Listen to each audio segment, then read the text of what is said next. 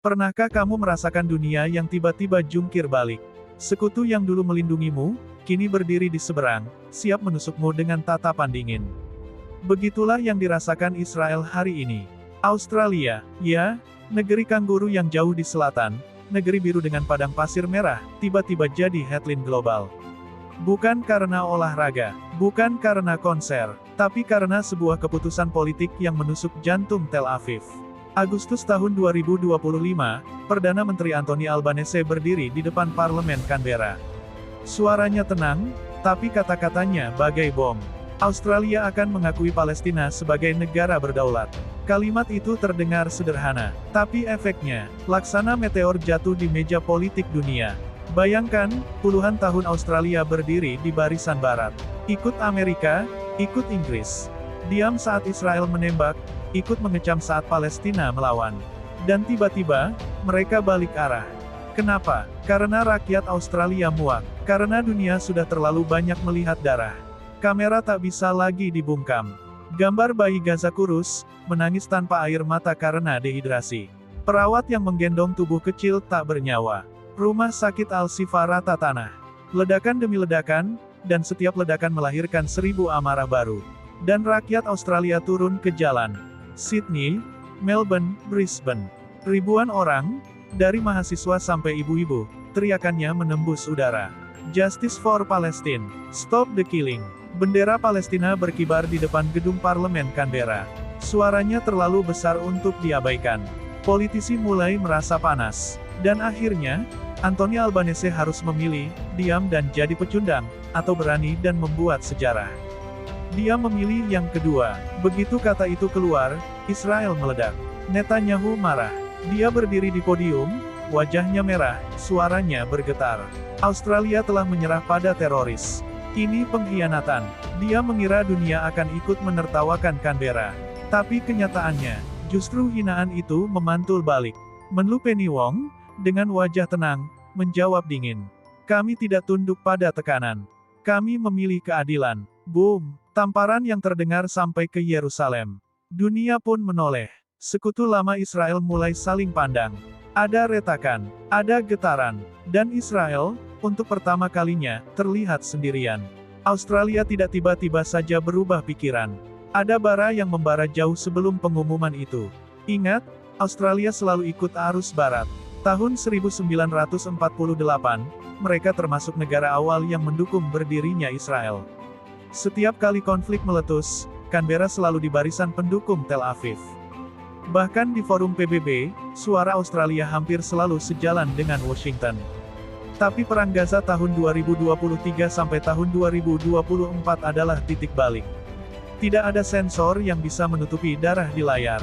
Televisi menayangkan mayat bergelimpangan di jalan Gaza. Media sosial penuh video anak-anak terjebak di bawah reruntuhan. Rakyat Australia, yang sebelumnya mungkin hanya peduli soal ekonomi atau cuaca panas, kini terjaga. Sydney, kota dengan pelabuhan indah, berubah jadi kota demonstrasi. Ribuan orang turun ke jalan, membawa poster, melantunkan doa, meneriakkan marah. Melbourne tak mau kalah. Brisbane ikut. Canberra pun tak bisa tidur nyenyak. Setiap pekan ada pawai. Setiap pekan ada teriakan. Free Palestine. Stop the Genocide. Di universitas, mahasiswa mendirikan tenda protes, menolak uang pajak dipakai untuk mendukung mesin perang Israel. Di gereja-gereja, doa dipanjatkan untuk anak-anak Gaza. Di masjid, khutbah Jumat penuh seruan, sampai kapan kita diam? Dan tekanan itu menumpuk. Politisi mulai merasa dicegat dari dua sisi, rakyat di jalan, media di layar. Pemerintah tak bisa lagi sembunyi di balik kata-kata diplomasi. Anthony Albanese tahu, jika ia tetap diam, sejarah akan menuliskannya sebagai pengecut. Maka pada Agustus tahun 2025, ia memilih jalan yang jarang dipilih, melawan arus. Dan bara itu akhirnya meledak menjadi api. Netanyahu tidak bisa menahan diri. Dia teriak di podium, menuduh Australia pengecut, lemah, pengkhianat. Dia ingin dunia melihat Canberra sebagai badut. Tapi hasilnya justru sebaliknya. Penny Wong, Menlu Australia, berdiri tenang di depan kamera. Wajahnya tidak bergetar, suaranya stabil. Kami tidak tunduk pada tekanan. Kami berdiri di sisi keadilan. Kalimat itu pendek, tapi dampaknya mematikan. Itu bukan sekadar jawaban diplomatik. Itu perlawanan. Media dunia menyorotinya. Bukan Netanyahu yang terlihat kuat, tapi Penny Wong. Dan hinaan yang dilempar Israel, kini justru memantul balik. Israel yang ingin mempermalukan Australia, malah mempermalukan dirinya sendiri. Seperti orang yang melempar batu ke kaca, lalu pecahannya menghantam wajahnya sendiri. Australia bukan satu-satunya. Spanyol, Norwegia, Irlandia sudah lebih dulu mengakui Palestina.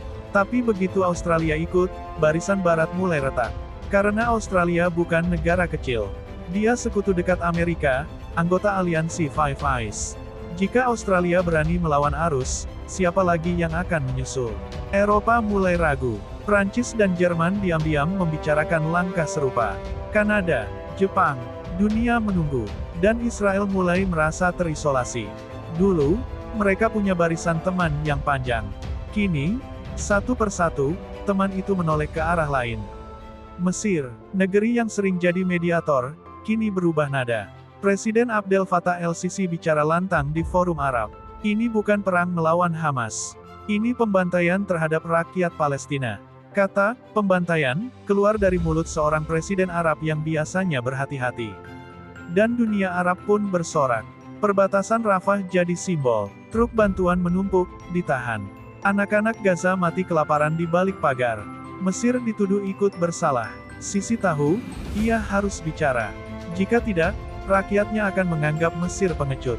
Dan hari itu, Mesir pun membara. Iran tidak pakai bahasa halus.